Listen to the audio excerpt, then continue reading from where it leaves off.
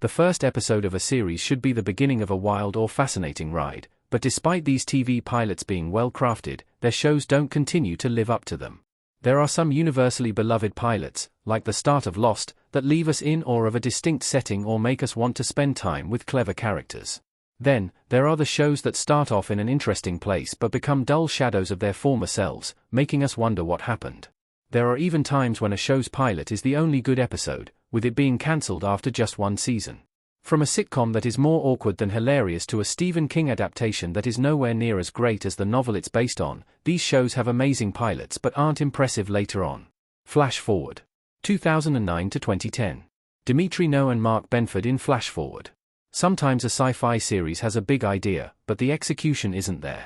When Flash Forward premiered in 2009, many thought it sounded like Lost, since it's also about characters thrown into a wild situation that they don't understand.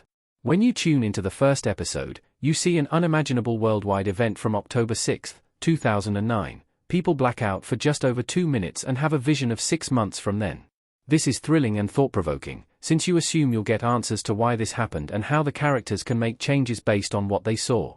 And sure, we eventually learn why this event took place, but the rest of Flash Forward's first and only season isn't as mysterious and riveting as the pilot.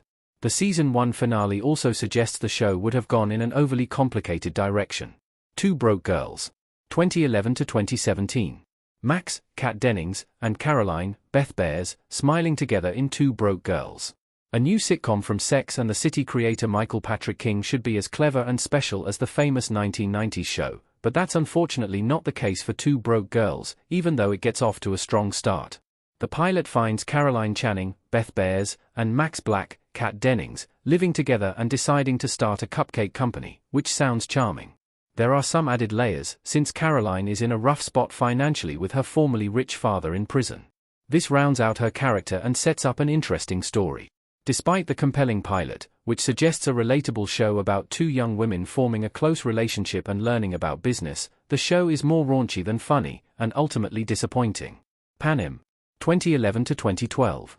Christina Ricci and Margot Robbie on Panem. This ABC drama was cancelled after one 11-episode season, which suggests that the concept of Panem simply wasn't compelling or deep enough to last. While a series about flight attendants in the 1960s sounds intriguing, and cast members included the talented Margot Robbie and Christina Ricci, only the first episode was interesting. The beginning of Panem sets up the major setting of this new and exciting airline, along with Maggie Ryan, Ricci, a feminist who you immediately connect with and root for. The show has a lot of potential to tell captivating and inspiring stories about strong women on a unique career path. Unfortunately, the rest of Panem Season 1 focuses too much on melodramatic romantic plotlines, and none of the other characters are as well drawn as Maggie. How to Get Away with Murder. 2014 to 2020. Annalise Keating looking up in her classroom in How to Get Away with Murder. Shonda Rhimes has made some compelling and popular long-running series, but this 6-season thriller that she executive produced isn't as consistently entertaining as Scandal or Grey's Anatomy. It's a shame since the first episode of How to Get Away with Murder is so strong and draws you into a promising and creepy story set at a college. The pilot introduces two murders, that of law professor Annalise Keating's, Viola Davis, husband, Sam, Tom Verica, and that of a young woman named Lila Stangard, Megan West. It also suggests that the 5 law students enrolled in Annalise's class will solve both these cases and that their lives will likely get worse in the process. It's an excellent start, as the characters have different personalities, from outgoing to studious to bold, but How to Get Away with Murder becomes messy and convoluted before too long. The episodes also become cluttered with random cases that are tough to care about. Smash. 2012 to 2013. Karen, Catherine McPhee, and Ivy, Megan Hilty, dressed like Marilyn Monroe in Smash. It doesn't get much more fun than the Smash pilot, which finds Karen Cartwright, Catherine McPhee, and Ivy Lynn, Megan Hilty, trying to make their Broadway dreams happen while auditioning for a new musical about Marilyn Monroe. Based on this, you hope the show will reflect on the relatable struggles of trying to live a creative lifestyle. Sadly, the well-crafted pilot, which includes the memorable song Let Me Be Your Star, doesn't lead to a great show. Smash ran for 2 uneven seasons, and it never quite settled into the right tone. Sometimes, you're watching a serious show about the world of musical theater. Other times, it feels more like a silly soap opera. Revenge. 2011 to 2015. Emily Van Camp in Revenge. The ABC drama, Revenge, has a solid and perfectly dramatic pilot. Amanda Clark, Emily Van Camp, starts her journey and pretends to be Emily Thorne, a woman who wants to hurt the Grayson family for the death of her father. The rich Hampton setting makes the story even more enjoyable.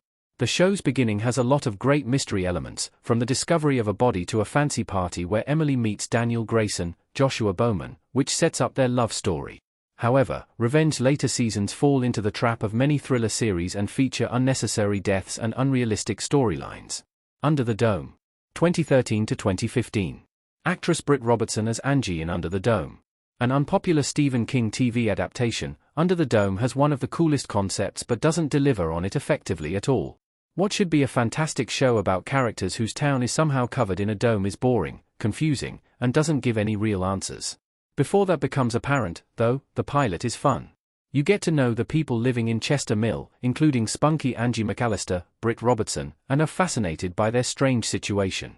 Before long, the show becomes more silly than scary, and King's impressive writing and world-building are nowhere to be found. Terra Nova. 2011. The Family in Terra Nova.